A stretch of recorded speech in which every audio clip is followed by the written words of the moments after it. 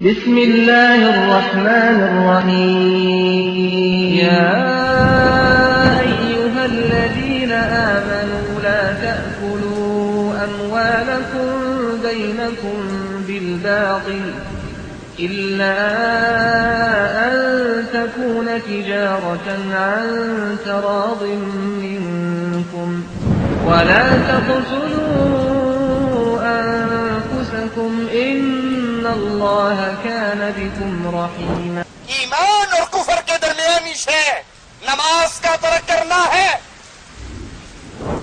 تارک نماز تکبر کرتا ہے. تکبر کا مطلب کیا ہے؟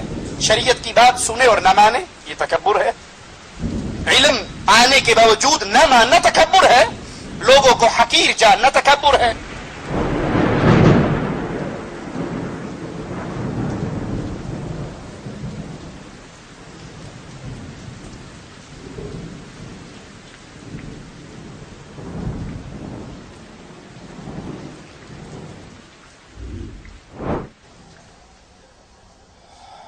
إن الحمد لله نحمده ونستعينه ونستغفره ونعوذ بالله من شرور أنفسنا ومن سيئات أعمالنا من يهده الله فلا مضل له ومن يضلل فلا هادي له.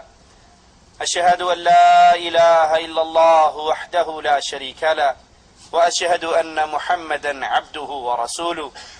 أما بعد، أعوذ بالله من الشيطان الرجيم.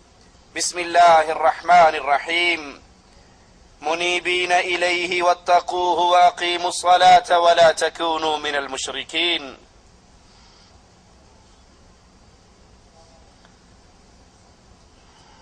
کلمہ پڑھنے والی امت ایک بہت بڑی بیماری کا شکار ہوتی ہوئی نظر آ رہی ہے، اور یہ بیماری عام سے عام زور و شور سے پھیل رہی ہے کہ دعویٰ مسلمانی کا ہے، دعوے دار ہیں کہ ہم اہل ایمان ہیں، امت محمد علیہ الصلاۃ والسلام ہیں، لیکن کلمہ پڑھنے کے باوجود، مسلمان کہلا لینے کے باوجود، آقا علیہ الصلاۃ والسلام سے اپنے رشتے اور ناطے جوڑنے کے باوجود یہ امت کی اکثریت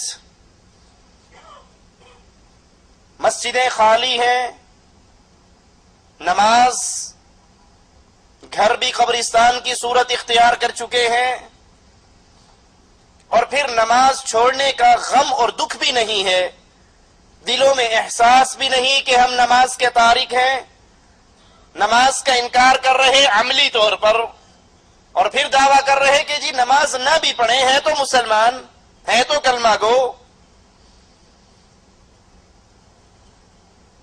بے نماز، نماز کا تارک، وہ یہ نہیں سمجھتا کہ حقیقت میں اسلام کا اس سے رشتہ ٹوٹ چکا ہے، کیونکہ نماز انسان کو اللہ کے ہاں بلند مقام عطا کرواتی ہے، اور نماز کو ترک کرنا، نماز کو چھوڑ دینا، مستقل نماز کا تارک بن جانا، یہ وہ بیماری ہے جو انسان کو کھینچ کر جہنم کے اندھیروں میں لے کر جائے گی. آپ نے اکثر لوگوں کو سنا ہوگا، بڑے فخر سے کہیں گے جی ہم بڑے پکے موحد ہیں، ہم درباروں پر نہیں جاتے، ہم قبروں پہ سجدے نہیں کرتے، ہم قبروں کا طواف نہیں کرتے، ہم غیر اللہ کی نظر و نیاز نہیں دیتے. ان سے پوچھئے جی ماشاءاللہ 5 وقت کے نمازی ہیں؟ کہا جی بس دعا کرو، ٹائم نہیں ملتا نماز پڑھن دا. نماز پڑھنے کا ٹائم ہمیں نہیں ملتا، نماز ہم نہیں پڑھتے، لیکن ہیں بڑے پکے موحد، شرک بالکل نہیں کرتے. قرآن حکیم کی جو آیت میں نے آپ کے سامنے تلاوت کی، الفاظ پہ غور کیجئے. منیبین الیہ واتقوہ، بالکل اللہ کی طرف رخ کرتے ہوئے اس کی اطاعت کرو. وَأَقِيمُوا الصَّلَاةَ، نماز قائم کرو. وَلَا تَكُونُوا مِنَ الْمُشْرِكِينَ، نماز قائم کرو، مشرکوں میں شمار نہ کرواؤ، اپنا مشرکوں کے اندر شامل نہ ہو. مفہوم مخالف کیا ہے؟ جو نماز قائم نہیں کرتا، جو نماز ادا نہیں کرتا، جو بے نماز ہے، جو تارک صلاۃ ہے، وہ مشرک ہے، موحد نہیں ہے. بھلے وہ دعویٰ اسلام کا کرتا رہے، بھلے وہ دعویٰ توحید کا کرتا رہے، وہ نماز قائم کرتا ہے تو موحد ہے. اور اگر نماز کا تارک ہے، نماز کو چھوڑ رہا ہے، نماز سے دور ہے، مستقل نماز کا تارک ہے، تو یہ توحید کا دعوے دار ہونے کے باوجود یہ موحد نہیں ہے، مشرک ہے.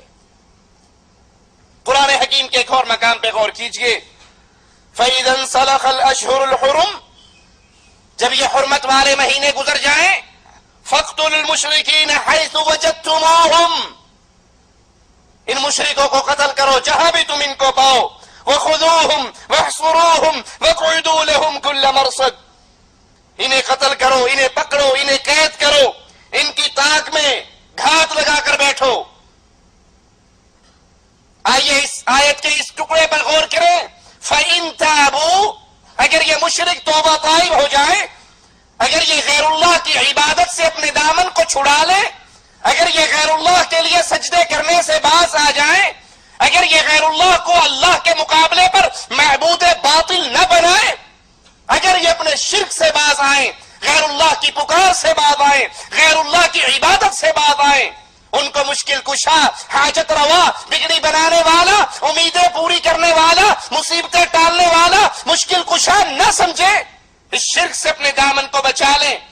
کیا صرف شرک سے توبہ ان کے لیے کافی رہے گی؟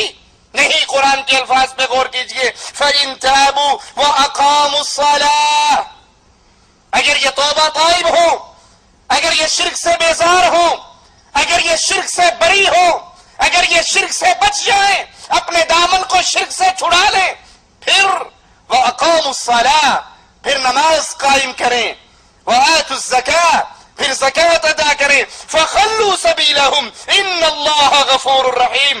اگر یہ شرک سے توبہ کرنے کے بعد نماز قائم کرتے ہیں، زکوٰۃ ادا کرتے ہیں، پھر ان سے قتال نہ کرو، ان کے راستے کو چھوڑ دو، اللہ معاف کرنے والا، رحم کرنے والا ہے.